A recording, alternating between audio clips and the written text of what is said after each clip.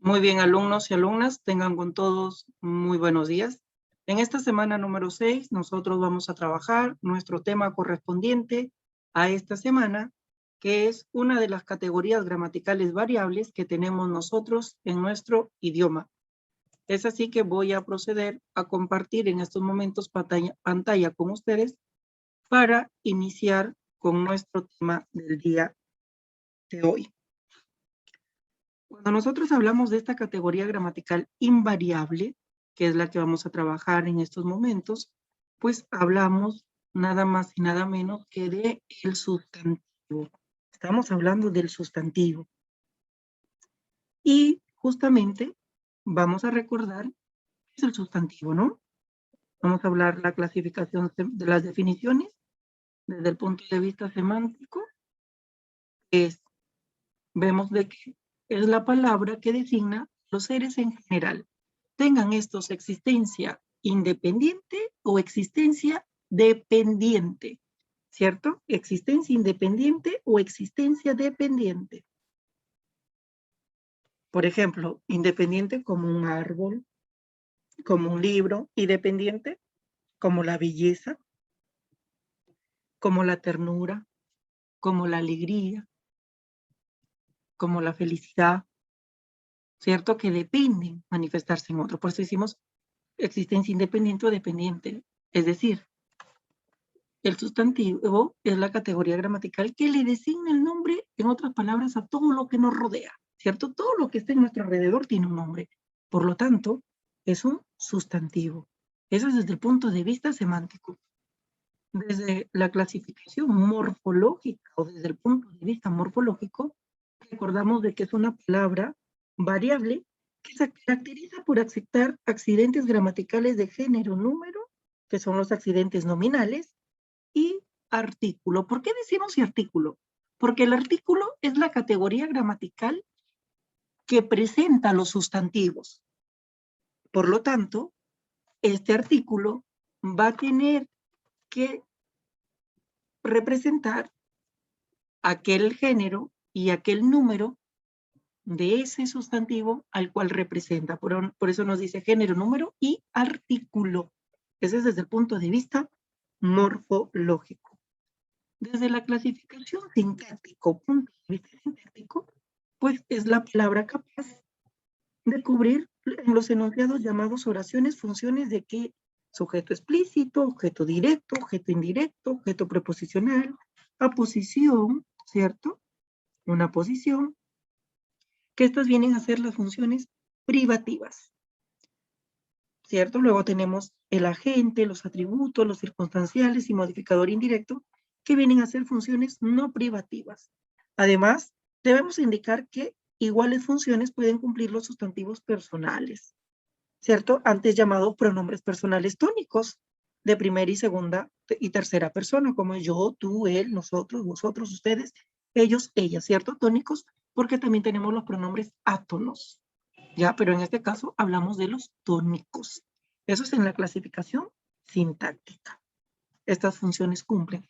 Hay que recordar que la sintaxis es la categoría o el criterio de la lengua que estudia las funciones que cumplen las palabras en los sintagmas, es decir, en las oraciones.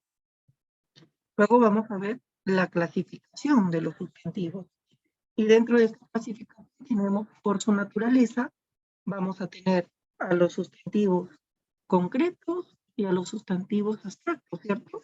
¿Qué nos dice un sustantivo concreto? Pues un sustantivo concreto, bien claro, nos dice de que se refiere a objetos con existencia independiente o perceptibles a los sentidos.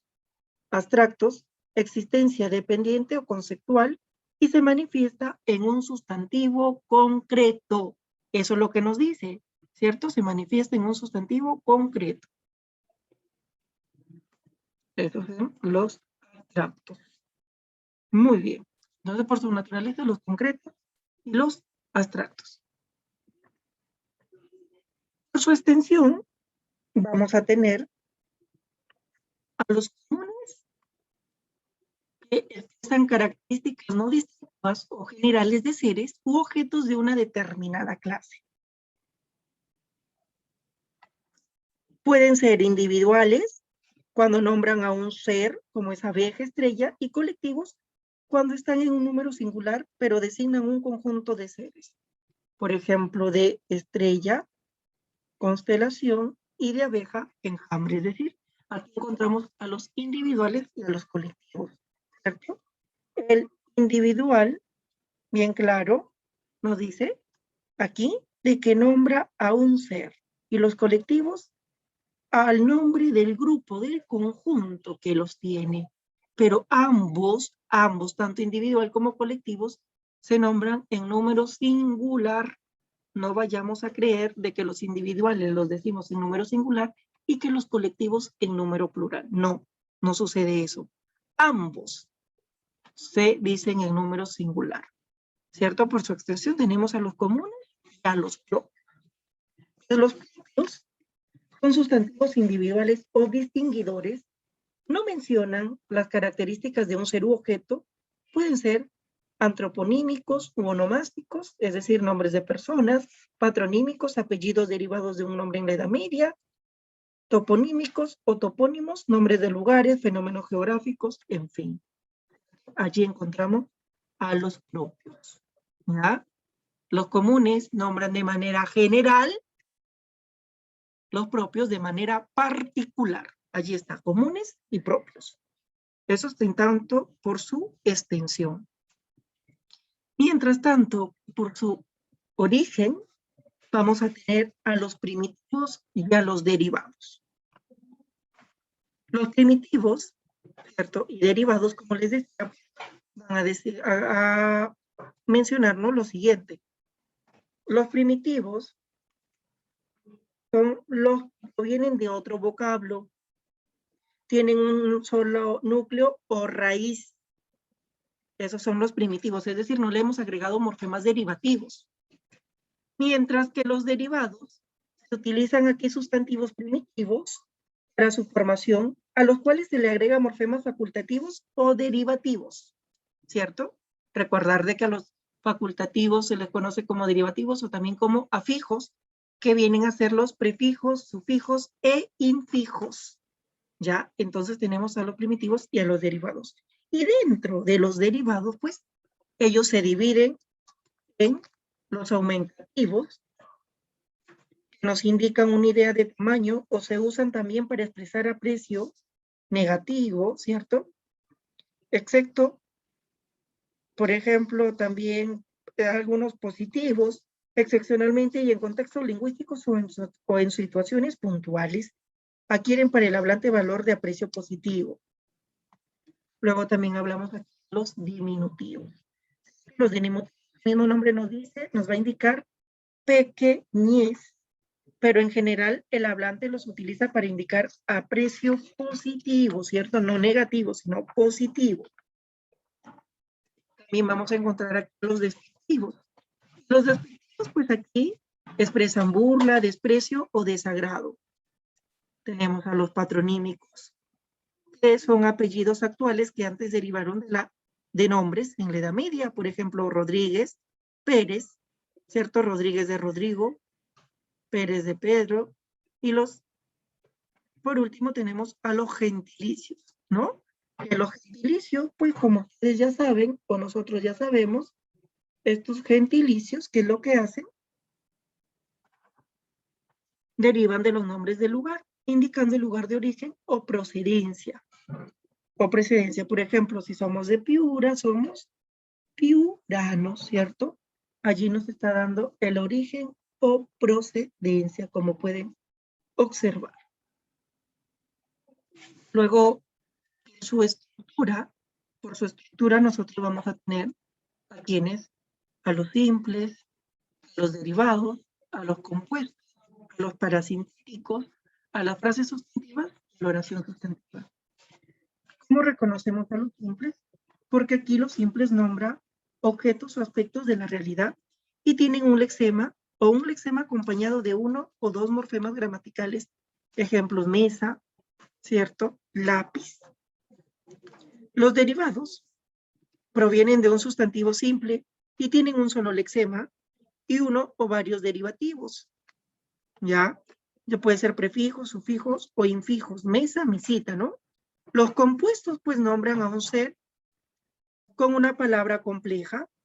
Tienen dos lexemas acompañados o no de morfemas gramaticales. Ejemplo, cubre cama, ¿cierto? Dos lexemas, cubre más cama, cubre cama. Boca calle, de boca calle, vinagre, albiceleste, ético moral, en fin, de todas las formas de composición que nosotros ya hemos visto o trabajado en las clases de las semanas anteriores.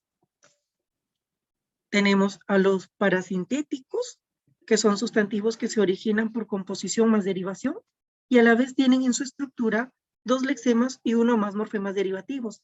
También un prefijo, un lexema y un sufijo, ¿cierto? Por ejemplo, siete mesino, lexema más sufijo, y en descarado tenemos un prefijo, un lexema y un sufijo que también es una estructura de una parasíntesis. Pues la frase sustantiva que nos indica de que es la combinación de un sustantivo con modificadores que sirven para designar a un solo ser. Tienen valor de sustantivo propio, ya que se refieren específicamente a instituciones, ¿cierto? Y son también frases sustantivas el nombre del año, por ejemplo, los apelativos de personajes célebres y lugares. Y la oración sustantiva, pues, designa a un solo ser mediante una oración. Específicamente, se trata de nombres de obras literarias, para hablar de frases sustantivas. Luego tenemos su doble significación, pues aquí, por la doble significación del singular, vamos a tener a los sustantivos contables y a los sustantivos no contables. Los sustantivos contables, ¿ya? ¿Qué vienen a ser ellos? Vienen a ser unidades discretas que admiten combinaciones con numerales. ¿Ya? Muy bien dice, unidades discretas. Su carácter discreto está dado porque son unidades separables unas de otras, es decir, designa seres que pueden enumerarse, por ejemplo, pizarra, pollo, alumno, zapato, tizas, mesas, en fin. Es decir, por eso dice discretas o disgregables. Yo la puedo separar a una de la otra y la puedo contabilizar. Por eso hablamos de contables. Mientras que los sustantivos no contables, ¿ya? ¿Qué vienen a ser? Unidades continuas. ¿Por qué hablamos de unidades continuas? Porque estas unidades no se pueden aislar como unidades separadas, es decir, no las podemos disgregar, no las podemos separar, ¿ya? Y por ejemplo tenemos a sustantivos que no van a ser contables, los líquidos, porque no lo puedo disgregar ni separar, los gases, el polvo, ¿cierto? Los cereales, los minerales, entre muchos más que tenemos, que son realmente, pues, no contables porque nosotros no los podemos separar de ninguna manera, como pueden observar, ¿ya? Entonces, allí tenemos a estos sustantivos por su significación del singular, a los contables y a los no contables. Y esto es lo que corresponde a este tema en esta semana, justamente pues número 6, en la que ya hemos empezado a trabajar y a desarrollar nuestro tema del sustantivo. Hay que recordar de que este tema es un tema bastante amplio en el que lo estoy dividiendo en 2 semanas para que se pueda entender.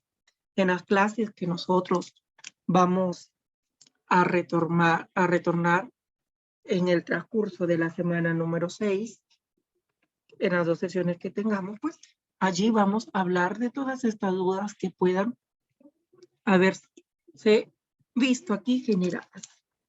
Es así que